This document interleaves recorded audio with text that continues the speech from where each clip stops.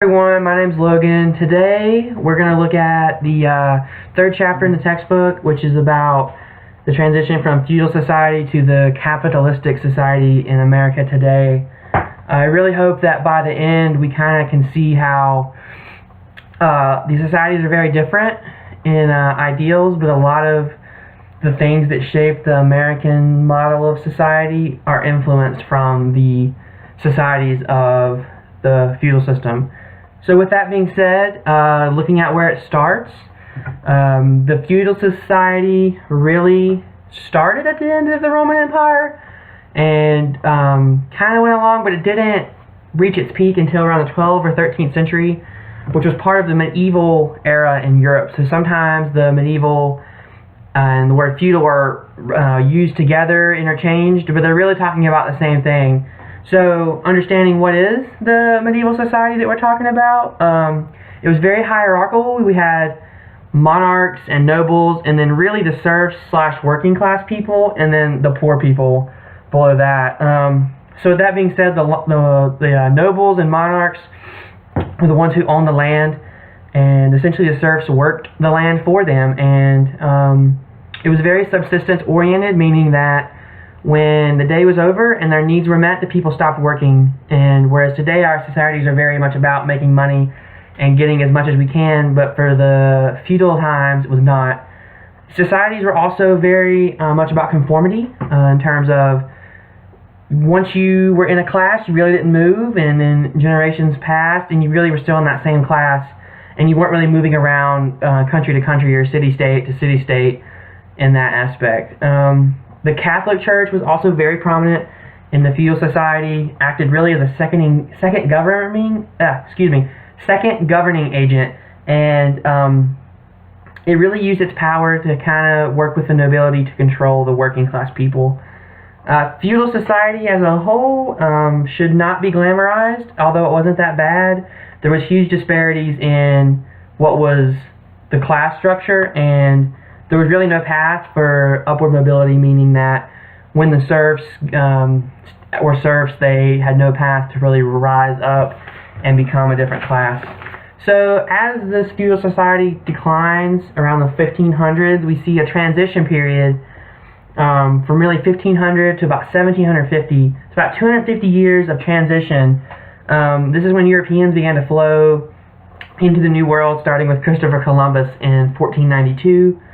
And this part of this transition is fueled by really two things that stood out to me.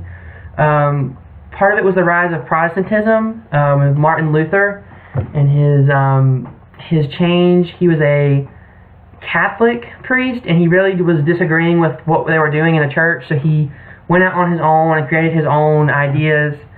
And it was really the basis that got all these religious sects together to form Protestantism. And then along with Martin Luther, John Locke, later in 1600s wrote his Unalienable Rights. He was an English philosopher, the life, liberty, and property that were later adopted in the Constitution and Declaration of Independence, those ideals. Both Locke and Martin Luther really had a stress and this new emphasis on personal initiative and freedom, which helps really put the roots in this early capitalistic movement and getting away from the hierarchical localistic government in the feudal era. And just like with the feudal state, the transition period had good things and bad things. On the good side of things, mercantilism was an economic policy that came out, and essentially these colonists send raw materials to Europe in exchange for money and goods.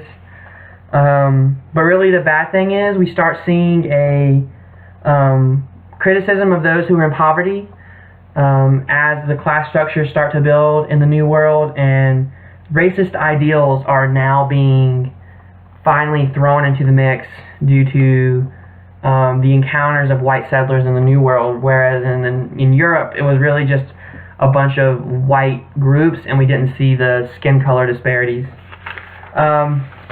So as I mentioned, it was a transition period from about 1500 to 1750. So between 1750 and 1800, we really see the American society and the American welfare state really start. And part of the main thing driving that was the American Revolution that started in 1770s.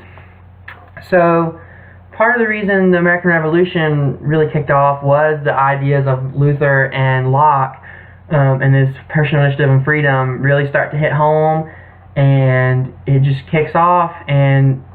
But it really leads to America breaking away, and now they're free to set up things how they want to now that they're an independent state. And even in their early days of the American government, we see lots of things the same or very similar to the feudal society 400 years earlier.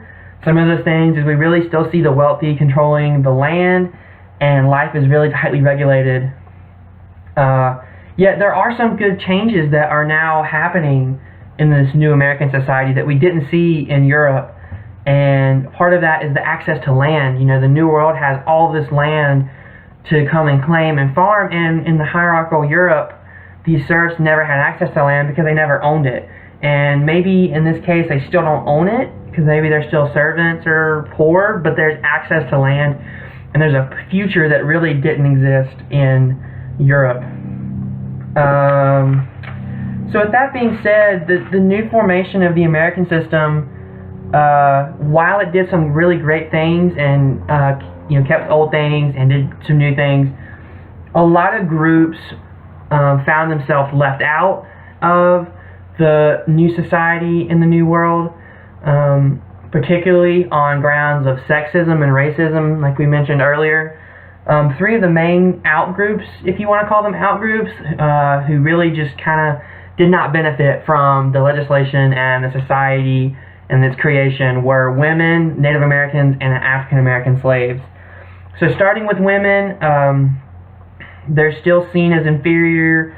The book, when reading through, called them weak vessels, and it translated that as thinking not only are they inferior to men, but they're incompetent and intellectually inferior to men. And this idea just keeps rolling for another 200 years before women are finally able to have the right to vote and be more equal to men. In terms of the Native Americans, start with Christopher Columbus, and he and all of the other explorers who came to Latin America, the Americas, South America. They just pillaged and had the intentional spread of disease among the natives. Pillaging of settlements, they just really took the land, took the settlements, and claimed it for their country that paid for the expedition. And then with the spread of disease, a lot of Europeans purposely spread disease to natives to kill them off and essentially make it where they could take over what they had.